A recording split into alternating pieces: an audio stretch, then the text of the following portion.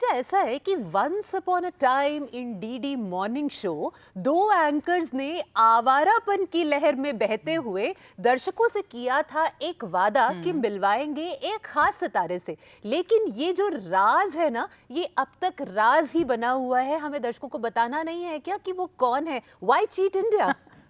बताएंगे, जरूर बताएंगे। आखिरकार वो वक्त आ ही गया है कि आपको हम उस सितारे से मिलवाए जिसका जिक्र आज हम शुरू से ही कर रहे हैं। वैसे अब इंतजार तो हमसे भी नहीं हो रहा है।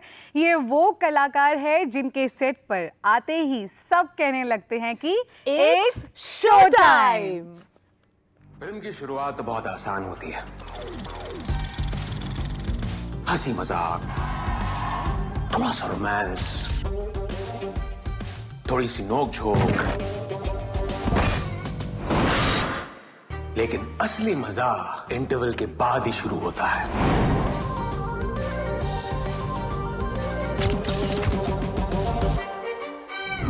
एक एक्टर जिन्होंने बतौर असिस्टेंट डायरेक्टर बॉलीवुड में कदम रखा, लेकिन एज एन एक्टर मर्डर के बाद इनका नाम हर जुबान पे था।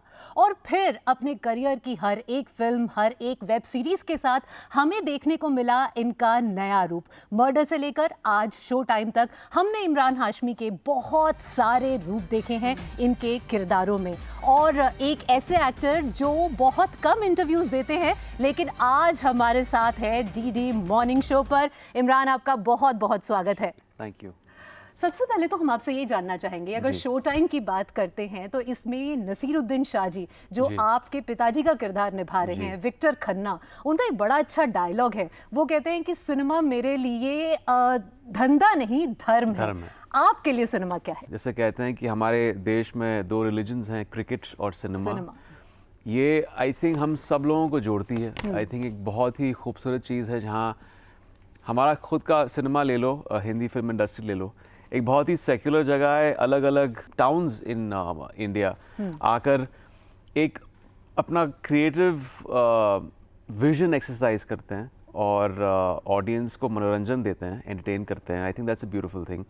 और मैंने एक्चुअली कभी सोचा नहीं था मैं इंडस्ट्री में कभी आऊँगा। फिल्मों की चाहत थी, फिल्में देखना पसंद करता था एज एन ऑडियंस मेंबर, लेकिन कॉलेज तक मैंने कभी डिसाइड नहीं किया था मैं ना डायरेक्टर बनूंगा या एक्टर बनूंगा। बस it was like an accidental thing. Show time में बॉलीवुड को बड़ी ही बेहतरीन तरीके से उसका एक एस्पेक्ट बोले तो दिखाया गया है जी। आप उसको किस हद तक सही मानते हैं? आई थिंक अल्टीमेटली तो जिस जो नैरेटिव की जड़ें, उसमें एक सच्चाई का होना बहुत ज़रूरी था।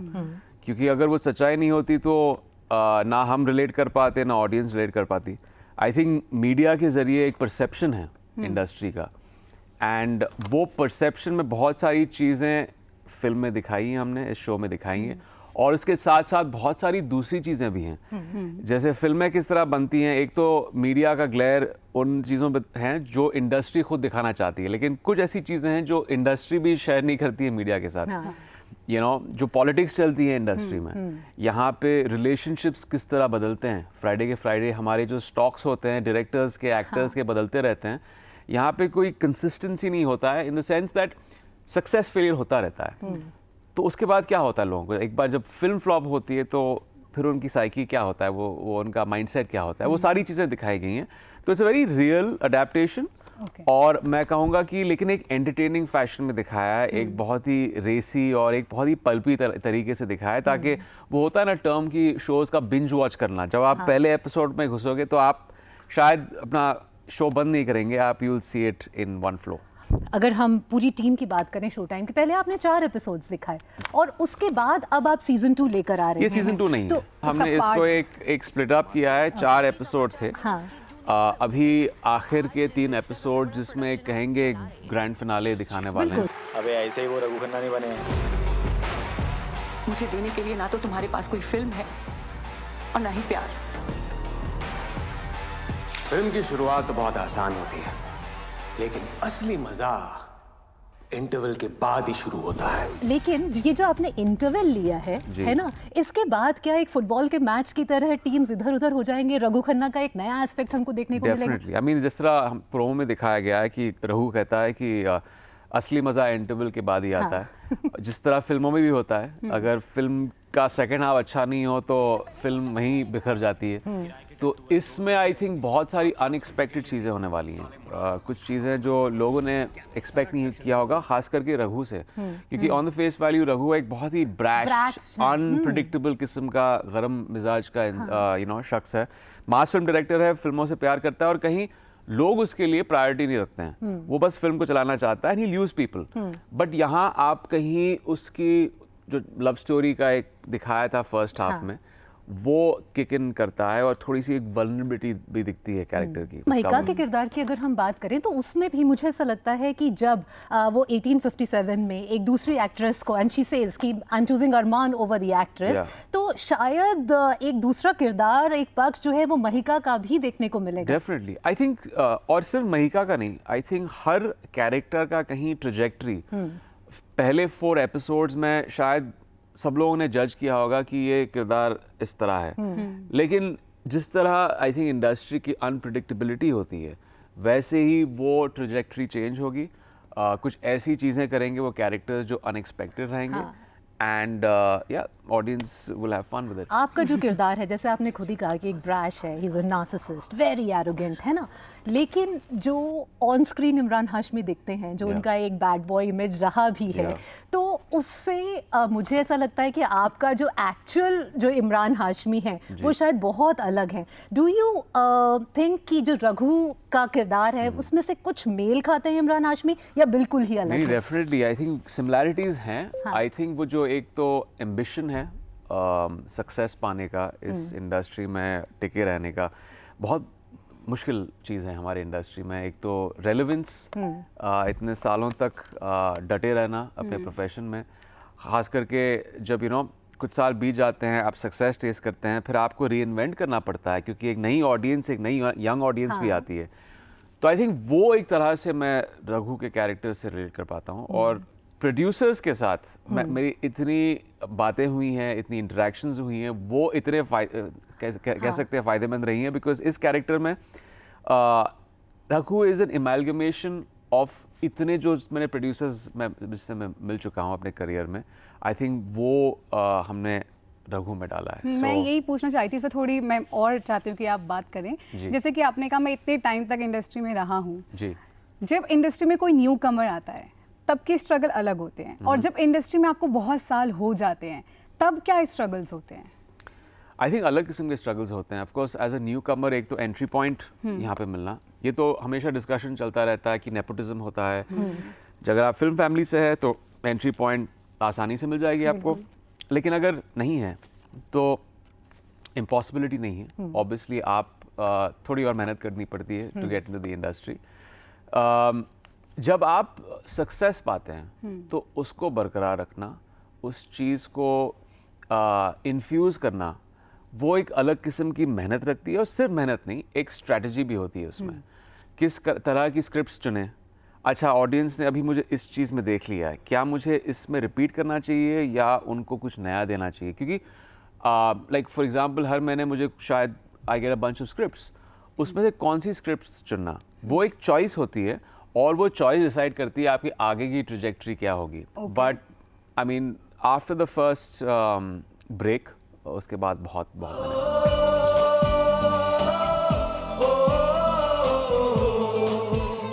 तो जहाँ तक मैं आपका करियर ग्राफ देखती हूँ, जो आपका स्लेट देखती हूँ, मुझे ऐसा लगता है कि आप शायद अंततः अगर देखते हैं तो फिल्म को देखते हैं और अपने कैरेक्टर और अपने परफॉर्मेंस को देखते हैं, जैसे Awarapan, but that's like a masterpiece. Shanghai, once upon a time in Mumbai, हर एक में आपने एक, उससे पहले आप जैसे once upon a time in Mumbai से पहले आप लीड रोल्स कर रहे थे, लेकिन उसमें आपका सेकंड लीड था, but you accepted it.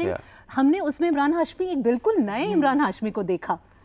I been fortunate कि इस किस्म के कैरेक्टर्स मिले हैं मुझे। और हाँ, ये एज एन एक्टर आपकी परफॉर्मेंस पे अगर कोई डाउट करे तो वो आप चूक जाते हैं। आई थिंक अल्टीमेटली देखिए, आप जब कहानी कह रहे हैं ना, तो वो आपके हाथ में वो बात है नहीं। आपको अगर कहानी पसंद आई, गारंटी के साथ आप कभी नहीं कह सकते हैं कि आपको सक्सेस का फॉर्मूला आप जानते हैं। वो फिल्म हिट हो सकती है, फ्लॉप हो सकती है, लेकिन क्योंकि आप किस तरह जानेंगे कि वहाँ पे करोड़ों लोग क्या देखना चाहते हैं। मेरा यही पहली फिल्म से यही एक विजन रहा है कि फिल्म भले ही जिस दिशा में जाए, लोग जब बाहर आए तो दे शुड फील चीटेड। जब फैंस देखें तो उनको लगा कि मैंने एक 100% परफॉर्मेंस दिया, ऑनेस्टली परफॉर्मेंस दिया कैरेक्टर। इमरान हाशमी को जैसा इमेजिन करते हैं, what Imran Hashmi is, I think बिल्कुल डायमेट्रिकली ऑपोजिट है। अभी जैसे हम आपके साथ बैठे हैं, एक ऑनेस्टी दिखती है, बैड बॉय इमेज में भी आपकी एक ऑनेस्टी दिखती है। तो इन दो अलग अलग यूनिवर्सेस को एक साथ जक्सटपोज कैसे करते हैं? आई थिंक यही तो खेल है। अगर आप एक एक्टर हैं तो आप अलग अलग जिंदगियां जी रहे हैं, वो कैरेक्टर्स आपके पर्सनालिटी से डायमेट्रिकली अलग हो सकते हैं, और यही तो खासियत है हमारे प्रोफेशन की। हाँ, कुछ कैरेक्टर्स हैं जहाँ पे कुछ चीज़ें शायद मिलती जुलती हैं, लेकिन मुझे कभी ऐसा कैरेक्टर नहीं मिला है which is completely in sync मेरे पर्सनालिटी के साथ, क्योंकि they are these extraordinary characters screen पे।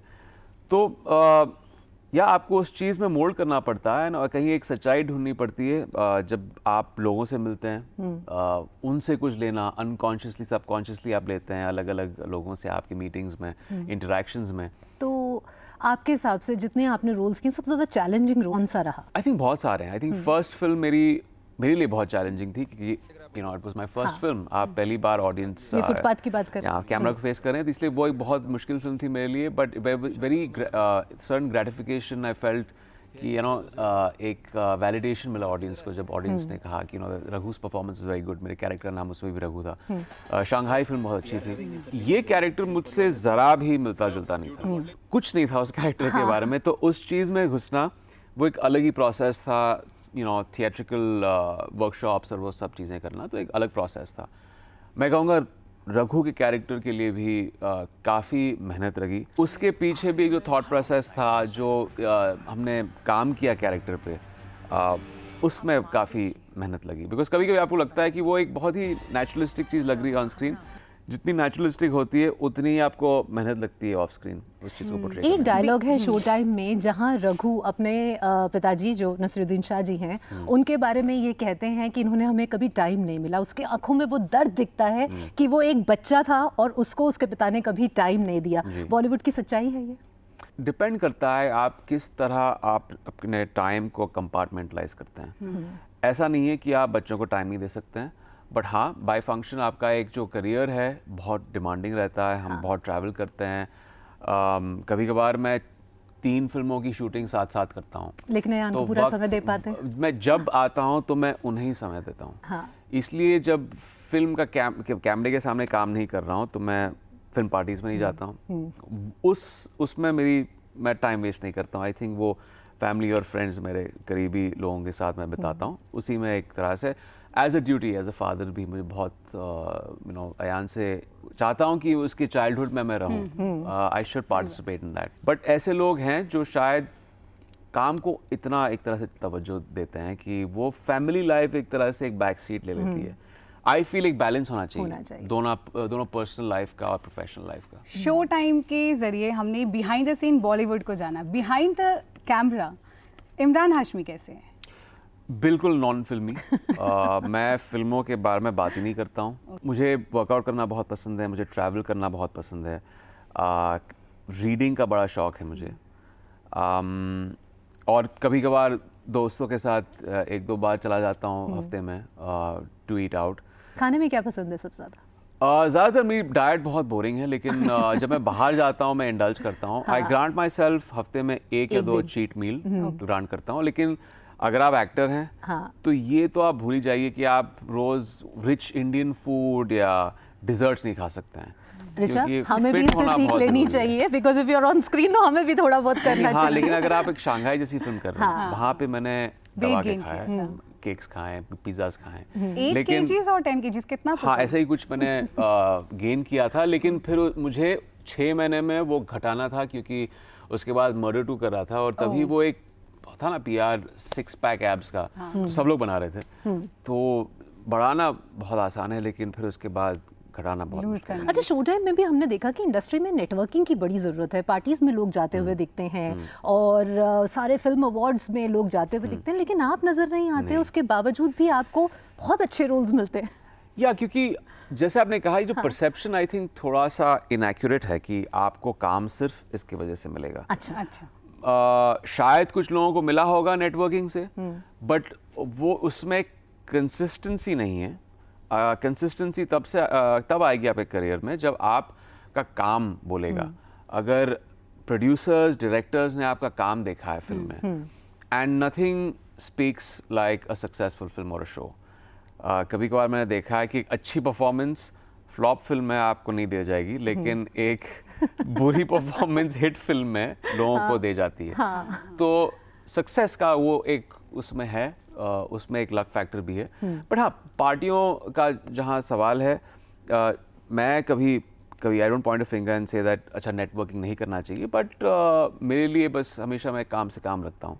एंड मैं हमेशा जब फिल्म रिलीज हो रहा हूँ ऑलवेज देयर, हम हंसी मजाक करते हैं सेट पे, वो एक लाइट एटमोसफियर है। लेकिन उसके बाद जब कैमरा बंद हो जाता है, फिर मेरी वो जो मैंने कहा ना, जो कंपार्टमेंटलाइज लाइफ है जहाँ पे फैमिली फ्रेंड्स उनके साथ बिताना मेरी सैनिटी के लिए। तो फैमिली और फ्रेंड्स के अलावा इमरान के और कौन से हॉबीज है जिनके बारे में लोग नहीं जानते हैं? लाइक आई सेड, मुझे रीडिंग का बड़ा शौक है, मुझे ट्रैवलिंग का बड़ा शौक है।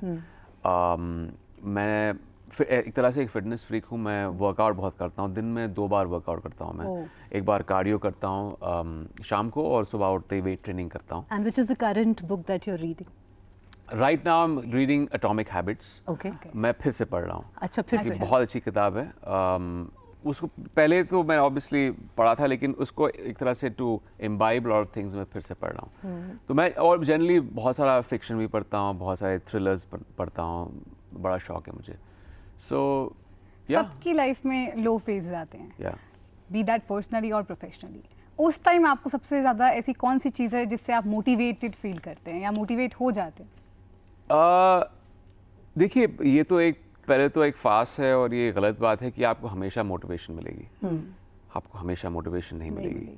आपको एक मशीन की तरह होना है, आपको अपना दिमाग स्विच ऑफ करना है। अगर आप ज़्यादातर मोटिवेशन ढूंढोगे, जैसे आप, मैं लोगों से बात करता हूँ, लोग कहते हैं कि यार मुझे सुबह उठ के जिम नहीं जाना है, मैं मोटिवेट नहीं हो रहा हूँ। मैं कहता हूँ आपको मोटिवेशन की ज़रूरत नहीं है।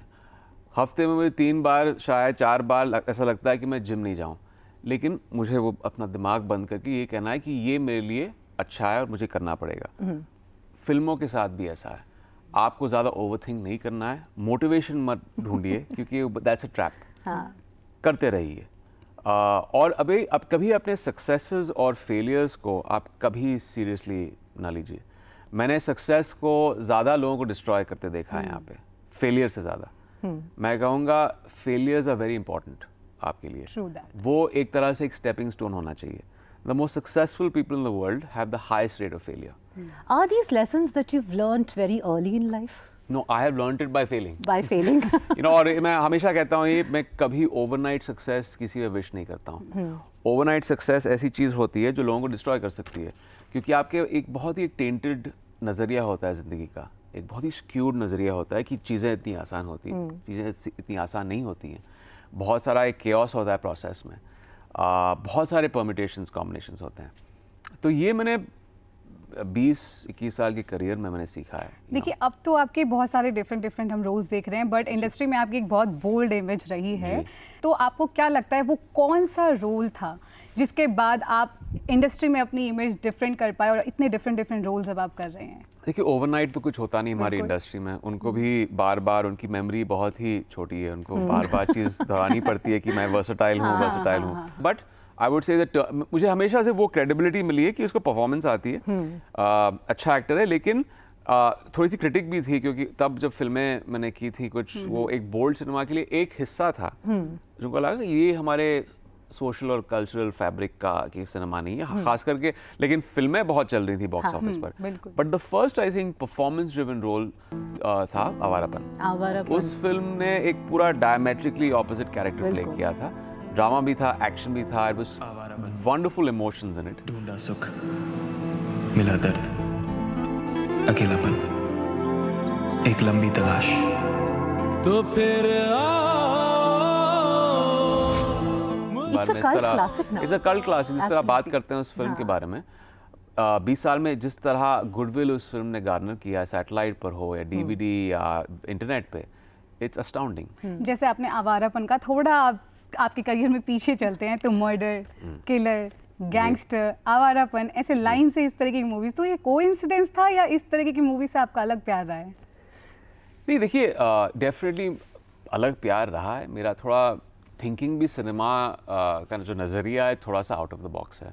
मुझे वो ट्रेडिशनली जो होती थी ना तभी अर्ली 2000 में College जिस किस्म की फिल्म, romance, कॉलेज है ना? रोमांस हो या फैमिली ड्रामा या स्लैपस्टिक कॉमेडीज या आउट एंड आउट एक्शन फिल्में, ये एक अलग पाथ था, ये एक अलग किस्म का हीरो था जो शायद लोगों ने इससे पहले नहीं देखा था, जो एक टिपिकल एक राइटियस हीरो नहीं था। ग्रे शेड्स थे, फिल्म में रिडेम्पशन था, अनएथिकल चीज़ें थी। अगर आप जन्नत का भी कैरेक्टर देख लो, लोगों को बहुत पसंद आया। That was a quintessential romantic film, but character unethical था, लेकिन एंड में ही हैज टू पे द प्राइस। तो वो एक इंटरेस्टिंग कैरेक्टराइजेशन था जो लोगों को बहुत पसंद आया, मुझे भी बहुत पसंद था।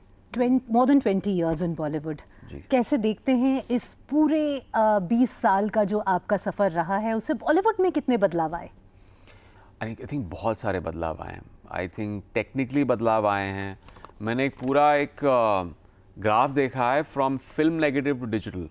शुरुआती तौर पे 2003 में फिल्म नेगेटिव चलता गया 2006 तक, फिर ग्रेजुअली फेज आउट हुआ।